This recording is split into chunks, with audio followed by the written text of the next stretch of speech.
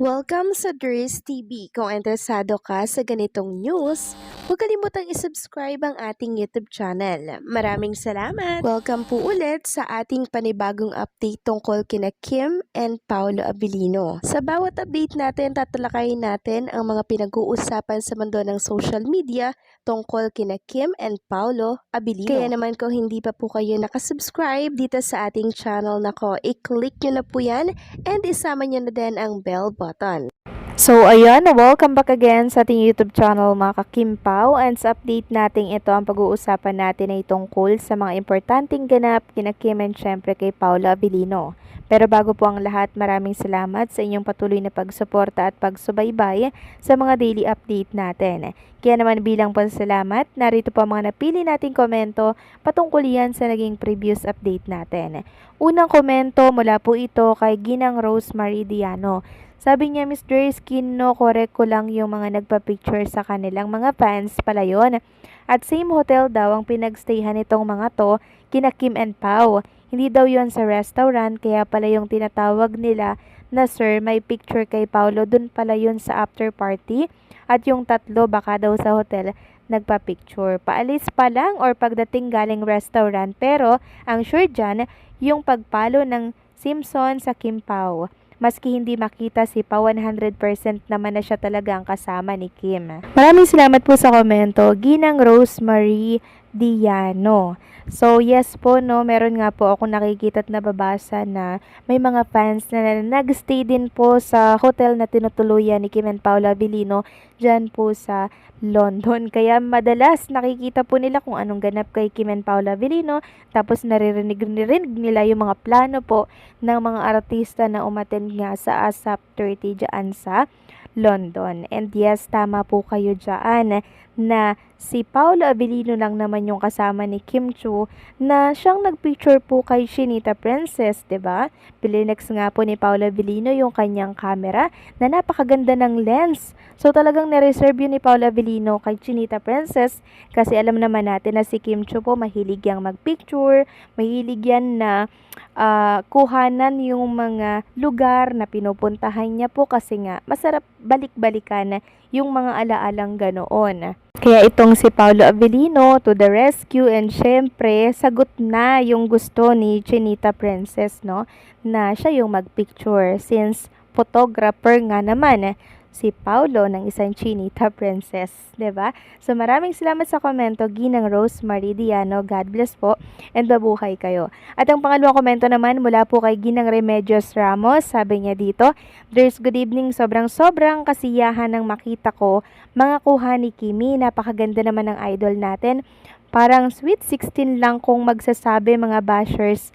Matanda na si Kimi, ay nako, kahit na ano pang sabihin nila, dead mahina lang natin. 'Di ba sa totoo lang, aminin na lang nila na di nila kayang gawin yung pakilig ni Kimi. Magaling magdala kahit na anong isuot niyang damit, bagay na bagay, kaya di nakakasawang tingnan kahit na paulit-ulit. Sobrang ayuda. Dres, salamat sa walang sawang pag-update kina Kimi at Paolo ha. Ingat ka lagi, sa'yo lang kami naniniwala. Dahil alam ko naman kung gaano mo kamahal ang tambalan nila. God bless." Maraming salamat po sa komento and syempre sa pagtitiwala po lagi, no, Ginang Remedios Ramos.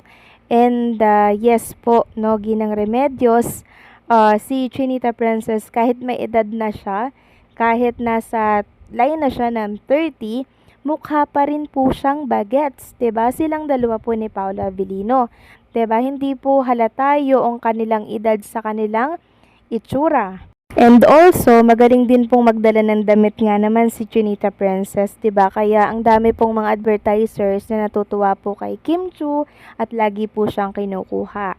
And also, masipag din po siya gumawa ng mga promotional video sa mga hawak niya pong brand. Kaya naman, sulit na sulit talaga yung bayad ng mga advertisers kay Kim dahil nga po napakasipag niya. napakasipag niya pong mag-promote sa kanyang social media. So maraming salamat sa komento po ninyo, Ginang Remedios Ramos. God bless po at mabuhay kayo. So eto na nga, pag-usapan na natin ang mga balita na nakalap natin sa gabing ito, at unahin na nga nating pag-usapan ang tungkol dito sa pinost po sa isang community ng Kimpao. Sabi niya, "Good evening po mga ka-Kimpao, congrats nating lahat kasi nagawa po nating mag number 1 si Paulo sa BPCA ngayon. Tingnan nyo sa baba. I'm sure we are all happy upon seeing it, pero hindi pa po tapos ang laban. Padayon gihapon ta sa pagboto sa Kimpao sa Content Asia kay mahuman na rabani ug mapuhon. Tuloy-tuloy nating ipaglaban sila hanggang matapos ang botohan sa Gawad ng Alden, at yung BPCA na ngayon ay na number 1 na ang Diyosawa ni Kim. Again, congrats, praise God, and thank Him for everything we have in life. God bless us all. Mabuhay po tayong lahat in Jesus' name. Amen." So, nag-number 1 si Paolo Avellino. Dati po siyang nasa number 2. Nagawa po ng mga Kimpao fans na magtulong-tulong para po siya ay maging top 1. Kaya naman, congratulations kay Paolo Avellino. Hindi pa po tapos ang botohan, pwede pa po kayong bumoto, okay? Samantalang next topic naman, pag-usapan natin mga ka-Kimpao. Ito pong pinost ni Johnny kay Chinita Princess. Ang sabi dito, "In the present moment, reminding me that time is best measured by how full your heart feels, not how busy life takes you. One day at time." So, nirepost ito ni Sheila. Sabi niya, ito talaga ang rason bakit siya nagdala ng camera to capture every happy moments of his favorite subject. Nakakaiyak kayo.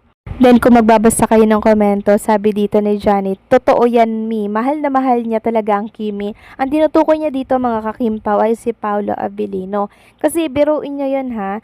Naglaan siya ng pang-picture, talagang malinaw na camera para po kay Kim Chu, na kung saan talaga naman pong love na love ang pagpipicture mga kakimpaw. Kaya naman si Paolo to the rescue, diba? Sabi nga ng isa dito, hindi na kailangang gumala ng Kim Chu na may dalang tripod at nakikiusap na picturean siya kasi may tao, Paulo, nang kayang-kayang gawin at sakyan lahat ng trip niya. Happy for you, Kimi. Salamat, boss. Maraming salamat.